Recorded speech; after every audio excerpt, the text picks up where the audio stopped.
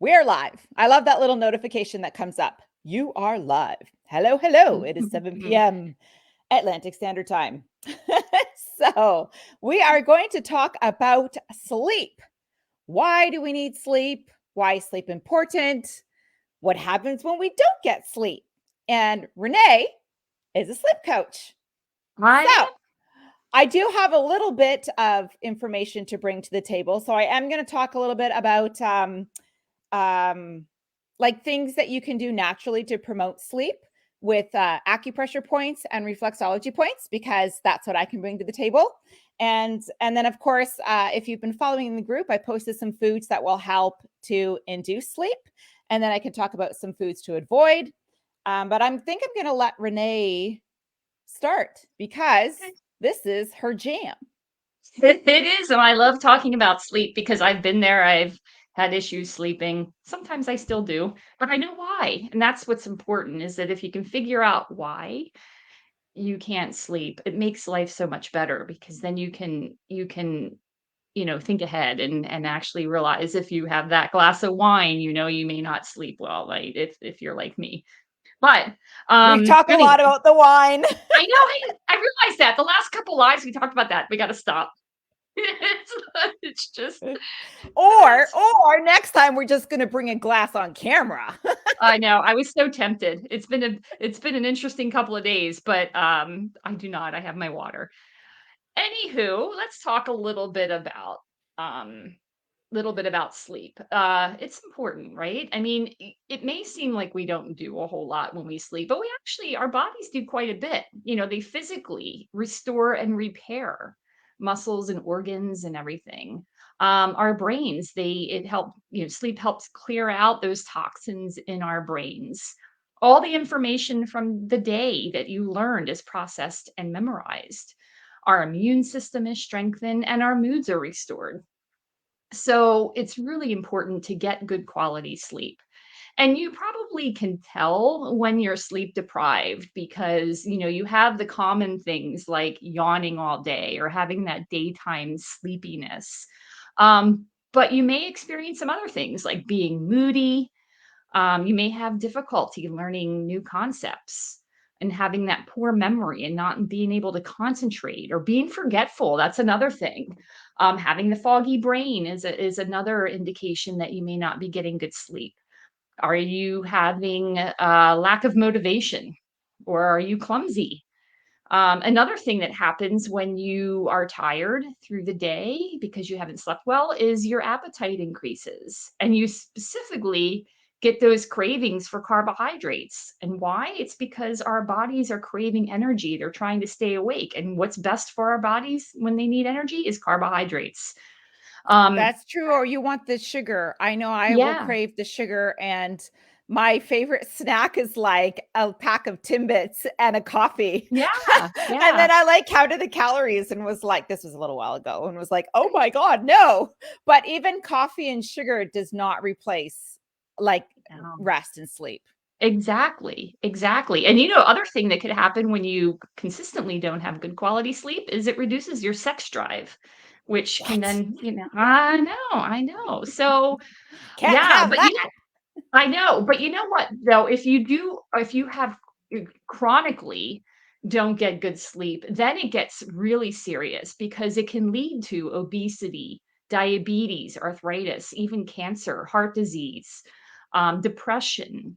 So it really, really, really is so important to actually get good quality sleep. And I always have the saying, the shorter you sleep, the shorter your life. So it really is important to get the sleep. Can we So, can we just back up for a second? Because yeah. I mean, Renee and I have talked a lot, and we always throw back and forth ideas, and then I'm like, oh, let's go back to this or go back to that, Yeah. just as we're having our conversation here. You always say that sleep is a symptom. Can we dig Yes, into that a little bit? So explain, like, you're a sleep coach, but you're targeting a symptom. So what is that I am. symptom of? Let's talk So, about that.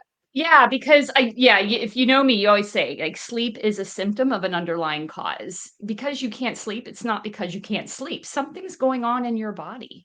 So, and it could be various things. It could be stress. If you're super stressed or have chronic stress, burnout, you will have trouble sleeping. You could also have a hormone imbalance as well.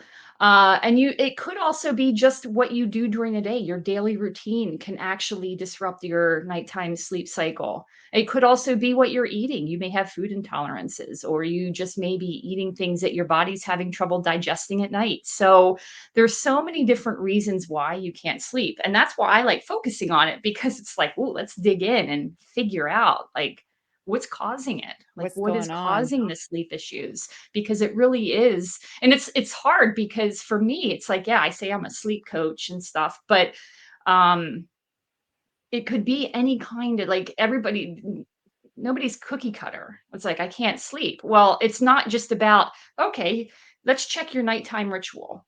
Well, yeah, we can do that, but typically it's a little deeper than that, right? It's like, okay, if you're waking up in the middle of the night and your mind is racing and you can't fall back asleep, well, what's causing your mind to race? Is there something that is, that you've been worried about or whatever, and you just can't let it go? And there are things you can do to help calm your mind when that happens, but And I what we know wanna there's get to is the root cause, right? yeah, there's, like, chronic or overuse of medications. I actually had a client that came to me for Reiki, and, he was a soldier, so had a hard time sleeping, just, they're like, not necessarily PTSD, but just there's a lot, like, when you're in the military, there's a lot of responsibility on your shoulders, right? And so he had issues sleeping and went to the doctor, and the doctor prescribed him some really heavy sleeping pills, and so he was taking those continuously because for some reason he didn't hear that the doctor said only take them for like 2 weeks and then stop. And then he, I think, took them for about 8 weeks, or he was taking them continuously and then realized, oh my God, like I'm not supposed to be taking these all the time. But then it was very hard for him to wean off of them. And so he was having a very hard time sleeping. So then he switched to wine and he was using wine to help him fall asleep, but he couldn't stay asleep. So, these are just wanted to throw out that, yeah, there's other causes than stress where your mind doesn't shut up, but there's could be a medication. So, stress plus medication was causing his inability to sleep. Yeah. People will take medicine to help themselves fall asleep or get into sleep, be able to fall asleep or stay asleep. But yeah, it's just masking, it's just putting a Band-Aid on it. We need to figure out why. Like, okay, how can we get you off the meds and make it so where you're not as reliant on either any kind of sleeping pills or melatonin or anything like that, because eventually those things stop working because your body gets used to it. So, things like melatonin, I know a lot of people take them and they're great for when you have jet lag and or you're experiencing time change for short-term fixes. But again, it's not meant to you're not meant to use it long term. I have melatonin at my bedside table. Um, and if I know I'm going to have a bad night, sometimes I take it, but it's not something I do every night for sure. I take it like very rarely, but it's nice to have those things available when needed. But the whole point is to figure out what's causing what the root cause The is. root So causes. yeah, yeah, and it could be something going on in your system, and you may need to get some, blood work taken and see if you have anything going on in your body that's causing it, because it could be that as well. And I've done this where I've talked to people and said, go get blood work done. I've actually, referred people to my hormone doctor. I go to a hormone doctor and said, "I think you may have hormone imbalances, and why don't you get those checked out? Because you need to have those things, you need to have things like your hormones balanced, What and hormones that are we will help." looking for when we're dealing Oh, with sleep? okay. Yeah, I think he knows about the main sleep hormones, melatonin, which helps us sleep, and cortisol, which is our stress hormone. Stress. In case you don't know, those are in an inverse relationship. When cortisol is high, melatonin is low. So that's why if you're stressed and your cortisol levels are high, you're not going to get to sleep. what we need to do is get that reversed. At night, your melatonin should be high, your cortisol should be low. And then in the morning, it should be different. Your cortisol is what gets you up out of bed in the morning. And, stress is actually not a bad thing. You just need to find your sweet spot. But at night, it's bad. So those are two. Progesterone is and estrogen. I'll talk about those two together, right? You need to have those two in balance. And especially for women who are hitting midlife where estrogen levels start going out of whack, right? You want to make sure that they're still balanced, because high levels of estrogen will cause sleeping issues. Progesterone is known as like an anti-anxiety kind of hormone. So if you have the right level, it really does help you fall asleep. I am on progesterone. I am severely estrogen dominant.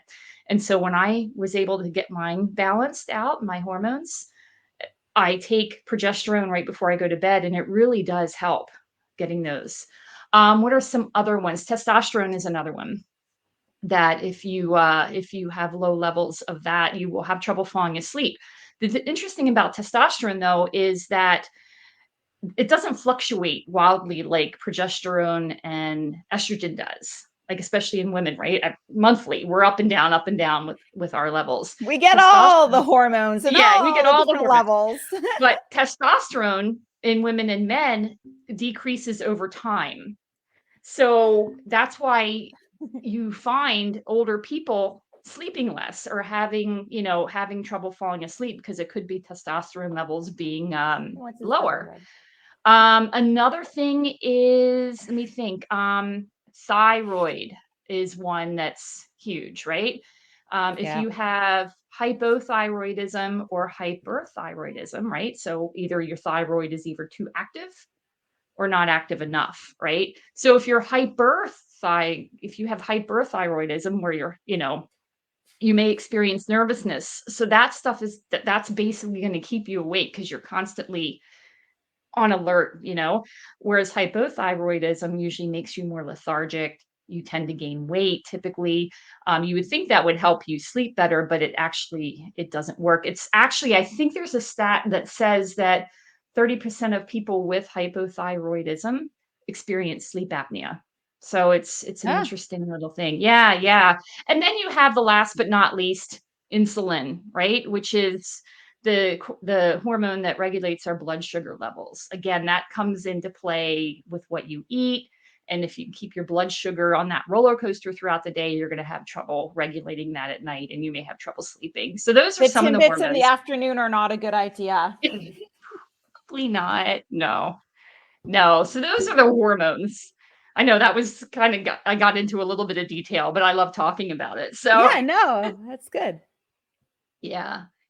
So, some of the other things I like talking about, I do a workshop on this, and I've done it so many times, but I always like to talk a little bit about the science of it, because then when we get to your daily habits that can help, building your sleep hygiene, then you understand why some work and why some won't work, right? So I think it's, really important to let people know what happens. And it's all around circadian rhythms, like our sleep wake cycle, right? Like, we're meant to be, going to bed when it's dark, waking up when it's light. That's what our bodies are meant to do. But because of the, day and age we live in, where we have electronics all the time, city doesn't sleep. Yeah, our phones go to bed with us, right? Like that light, and that blue light simulates the sun. We get most of our blue light from the sun. And what are those electronics doing? They're simulating the sun, and they're confusing our bodies, saying, "Oh, it's sunny out. You should be awake." Well, no. That's why, in case I'm sure, Katrina, you've mentioned it in your group. The power down hour. Why it's so important to kind of turn all that stuff off and say, stop. Let your body relax and get ready. It does make a difference when you actually do it, like talking about it and writing it out and creating your little bedtime ritual. Like, it looks nice on paper and it sounds cool. Like, this is what I plan to do. and then you might do it one night and you're like, wow, I just had the best sleep ever. That was really good. But then, the next night, oh, something happens, or a really good TV show is on, or someone kept messaging me and I kept hearing the ping because I didn't turn my phone all the way off, or, whatever reason you have. And then you're right back to starting over again. Yeah. And, Yeah. and so then you're like, oh, this isn't working. But you've got to be that comes down to those habits though, right? Like, what are you Yeah, telling it yourself, does. and how It important is this sleep for you? Yeah, exactly, exactly. So, I don't know if you want me to get into the more, like, I could go into, what you we have sleep cycles, right? Stages of sleep. I think you guys have all heard, like, deep sleep, REM sleep, all that, but we go through, every night. I think it's about 6 or 7, I think 6 or 7. 4 to 6. Sorry, I have to look at my notes for a minute. I couldn't remember. I was like 6 or 7. No, that's not right. 4 to 6 sleep cycles per night. And a sleep cycle is basically going through 4 stages of sleep. So you have N1 sleep, which is your light sleep. And that's the one. Did you ever did you ever try to fall asleep, or you start nodding off in a chair and you're like, but you wake yourself Yeah, up? and then That's yeah. that's N1 sleep. You're only in it for a few minutes before you get into that N2, which is your light sleep. And you're in light sleep for about, I think, almost half the night. I think Oh my you're god, I in. must spend all night in that because I'm a very light sleeper. I hear everything. Like, I'm Yeah. always the first one. Like, if I hear any kind of noise or creak, or I hear the kids go Mhm. pee, I hear the door, the dog. Yep. Yeah. And it is. It's easy to wake up in a light sleep, but most people spend half the night in light sleep, so it's not a bad thing. And then you go into N3 sleep, which is your deep sleep, and that's your most restorative sleep, right? And interestingly enough, with deep sleep, you're spending most of the time in deep sleep in the beginning of the first half of the night. And then the second half of the night is when you start getting into the REM sleep, which is where you get all your good dreams. It's because and it almost, if you wear a tracker or anything, um, it almost seems like you're awake because, again, in REM, it's, basically where your entire body shuts off except for muscles that help you breathe and your eyes, right? So that's why they call it REM sleep, rapid eye movement. So I've heard, as I've done my workshops, people are like, why is it that I wake up and I can't move and I feel like people are around me? I'm Oh, like, like well, sleep probably. paralysis?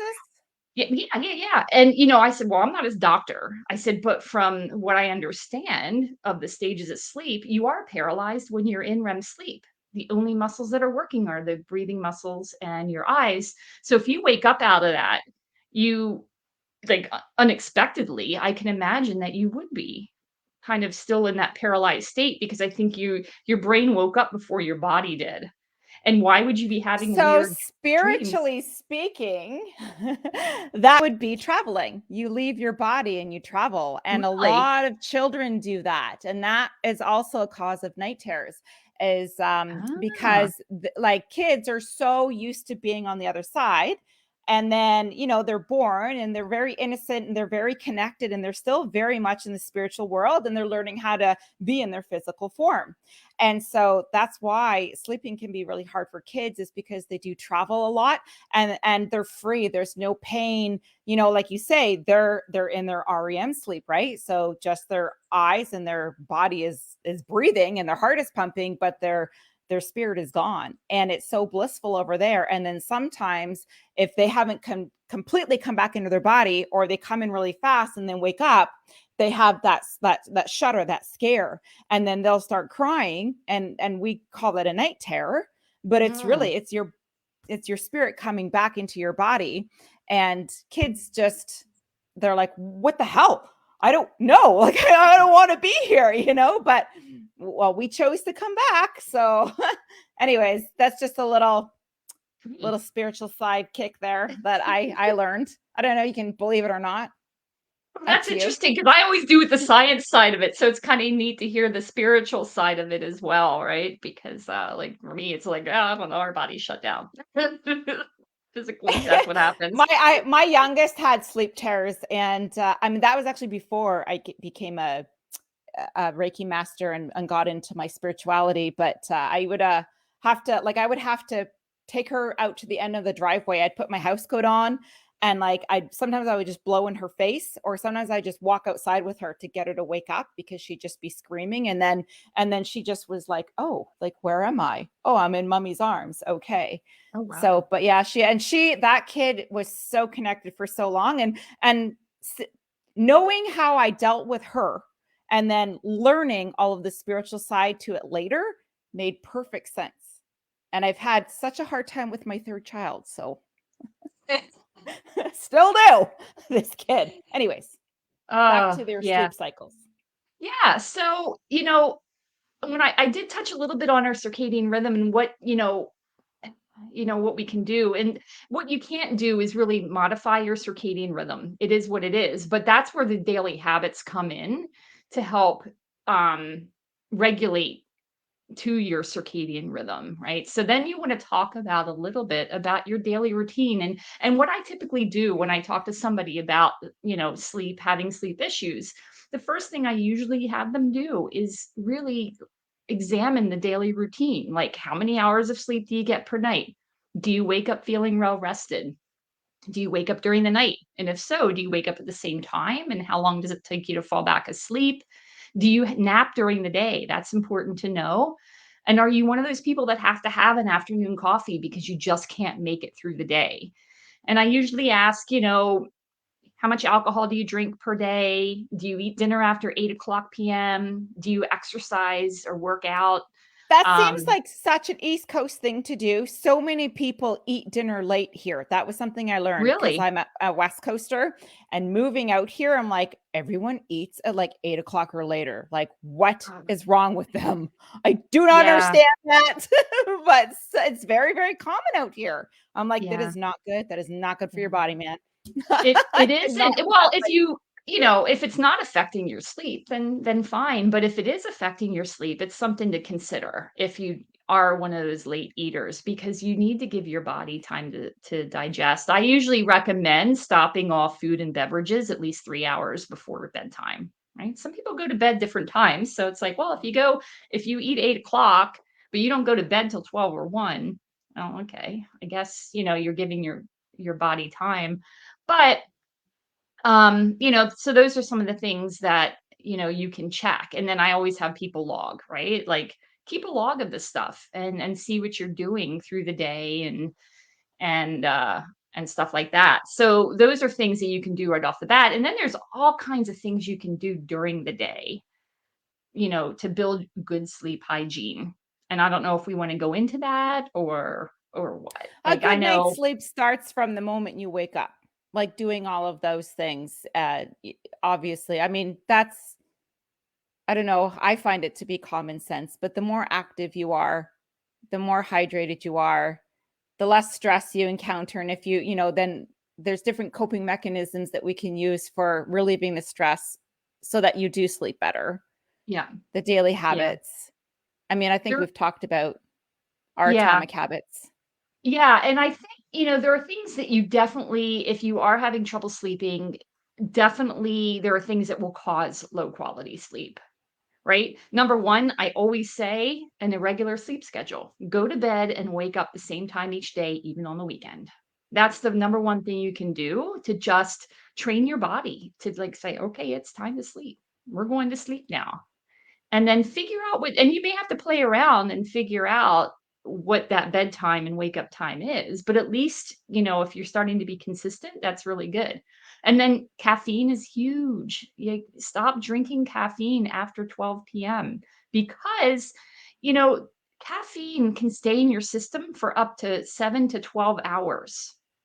So, if you think about it, if you have an afternoon coffee and it's still in your system 12 hours later, you know, you can be up. It could be affecting your sleep. Alcohol's another one. It helps you fall asleep faster, but it's going to affect your REM sleep and maybe even it may even reduce your deep sleep as well. Or just, keep your stress levels high during the night. You probably won't get into that resting heart rate because your heart rate's going faster when you're drinking alcohol. Oh, So, I and then noticed that. yeah. I Yeah. do notice that. Yeah, because I have a Garmin, and I notice when I, drink wine at night, my stress levels are much higher than if I don't. And it's just Yep. my body, it's just the way it handles. And then Damn it, stress is the Janet. other thing. Yeah. So those are the four things I always say. Just, if you're having trouble sleeping, see, help reduce those, reduce the caffeine, reduce stress, reduce alcohol intake, and then do your regular sleep wake schedule. Those are the things I always talk about. But there's all kinds of things you can do. You mentioned exercise. Um, getting funny enough, you said it starts right when you wake up. It's true. As soon as you wake up, look out the window and get that light into your eyes because that resets your circadian rhythm. It's like, okay, it is daytime. It's time to go. So if you can do that when you first wake up, that will really help. And then, That we is talked a so little. huge for me. I love to open up all my curtains. I open up all the blinds. Like I want the light in. It's daytime. It's ready to go. And I feel way more productive. I cannot sit down and have a productive day if my blinds are closed. Even if it's Okay. raining out, I still need to have like Yeah. everything open. Like it's daytime. Yep. No, that's good. That's good because it just helps you reset. And then there's tons of things you can do. I know you wanted to go into some of the things that you can do to help promote good quality sleep.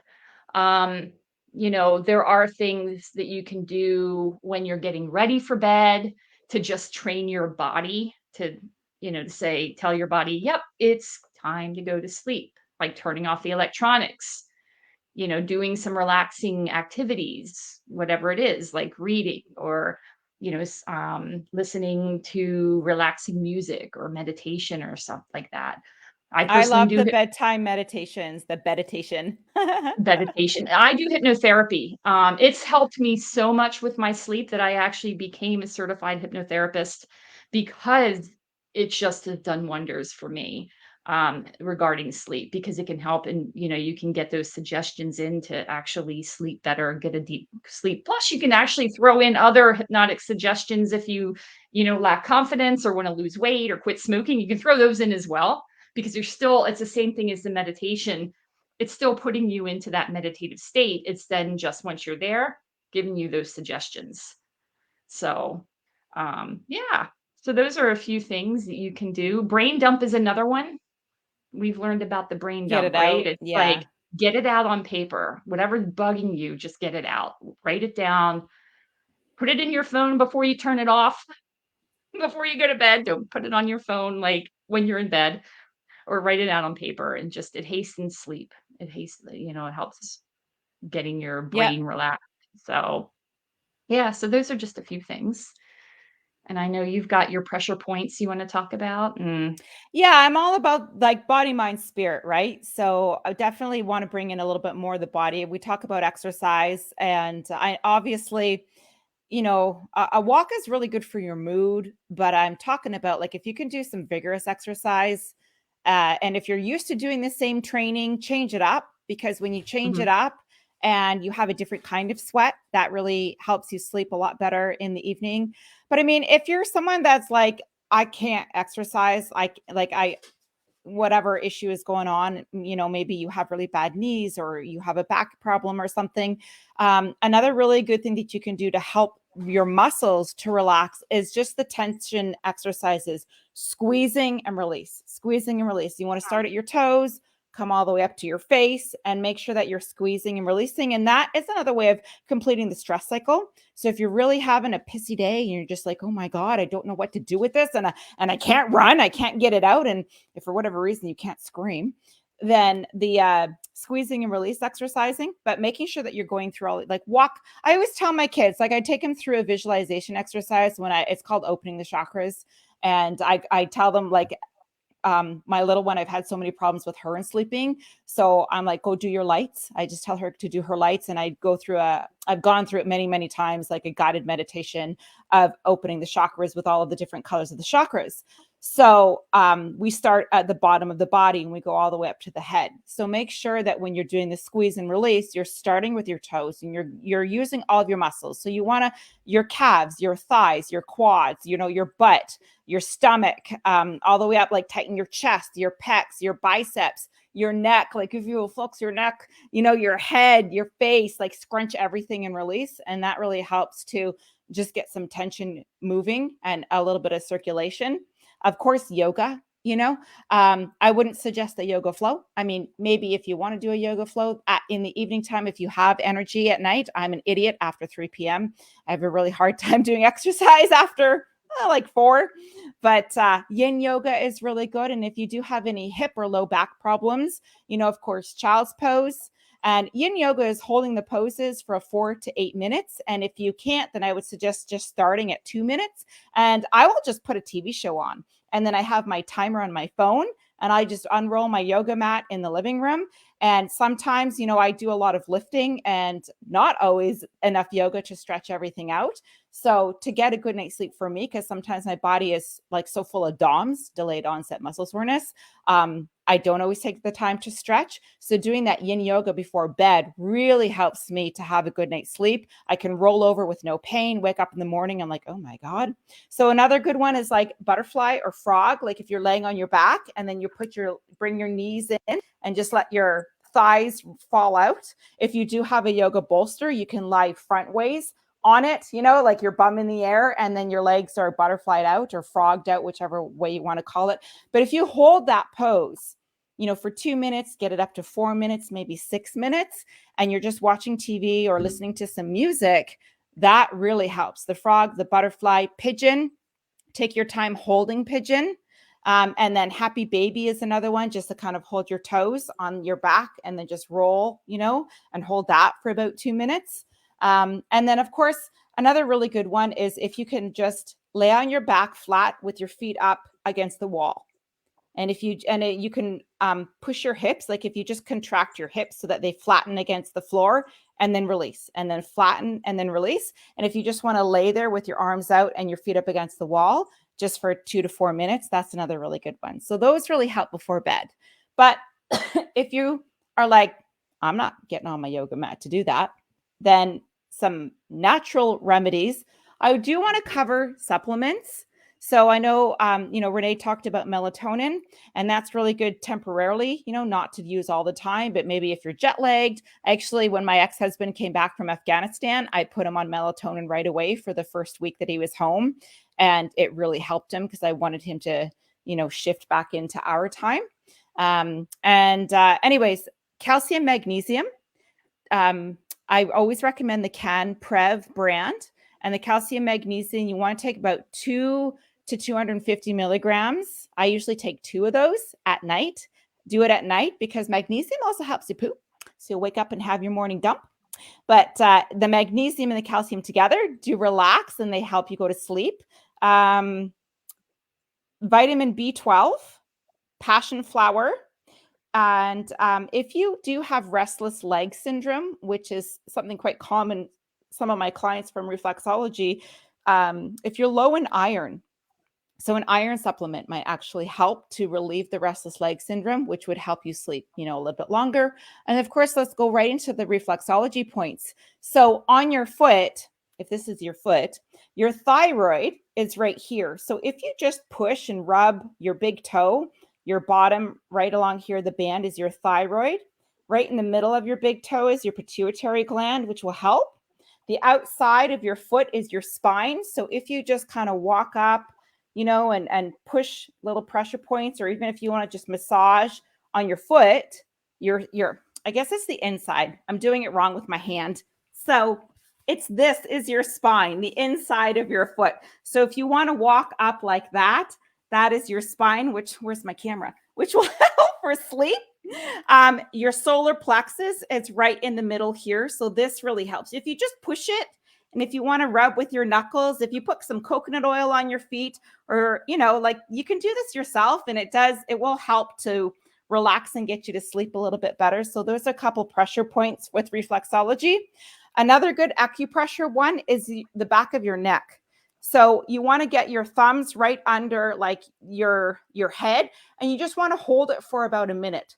So you can use your thumbs just in the back of your neck and hold that for a minute. And then if you want to cradle like all of your fingers into the back of your head, just let it fall back and, apply some pressure there. So that is really nice. You will again hold for a minute, and that will help to induce sleep. And then your wrist. So where's my camera? Right in the middle of your wrist. If you push here, and so I'm pushing with my right hand on my left hand. My right hand is pushing my left hand, and you want to push really hard with your thumb and hold that for a minute. And then the other side, you're going to push right in the middle of your wrist and hold for a minute. And then the other one is holding your third eye and the middle of your breastbone. So you can use your thumb or your finger, but you want to apply a little bit of pressure here and here, and just take some deep breaths and then hold that for about a minute. And those 3 pressure points help to induce sleep. So you want to do that in bed or, right before you're going to bed. And then of course, aromatherapy. So if you do want to create a bedtime ritual, you can add like some essential oils into your bath, or you can just spray them on your pillow, or you can ingest them depending on what kind of oil you have. Not On your all toe of them. too, right? You can put them on the Yes, bottom of yes, your you can toe. put them. Yeah. So my daughter has asthma, or if you have a cold, anything with lungs, lavender is really good on your feet, and you can help that. Those will also help to fall asleep as well if you rub lavender on the bottoms of your feet. But or you can diffuse it. So there's lavender, chamomile, ylang ylang. Yeah, I said diffuse it, right?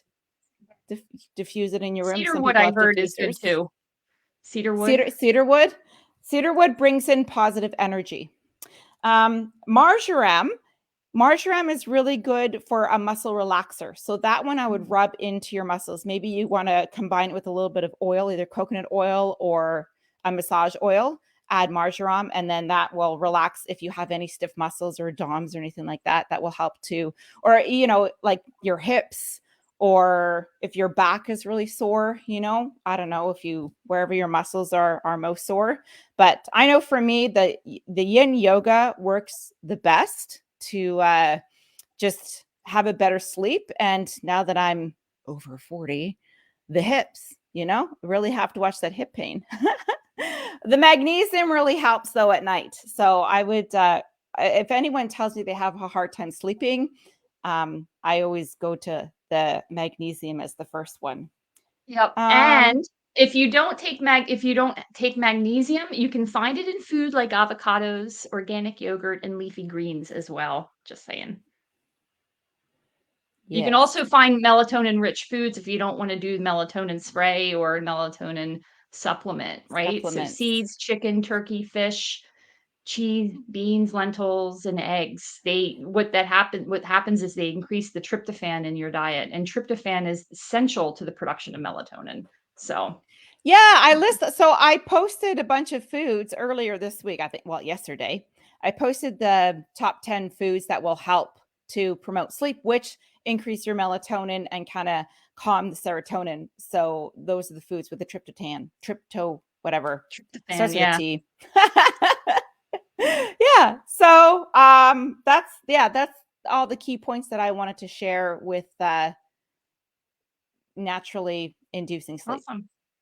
Cool. Yeah. Alright, So well, if you guys are you know, curious or thinking, maybe I need a little more, please don't forget Renee and I are still offering the laser coaching session.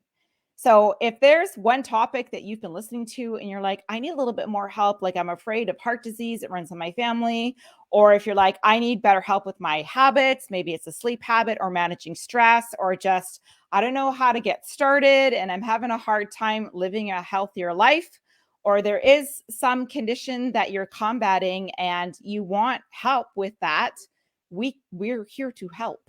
So we are still offering the laser coaching sessions. It's $125 for an hour and a half, 2 coaches. You're going to get a blueprint. You're going to get, we're going to go through like clarity questions.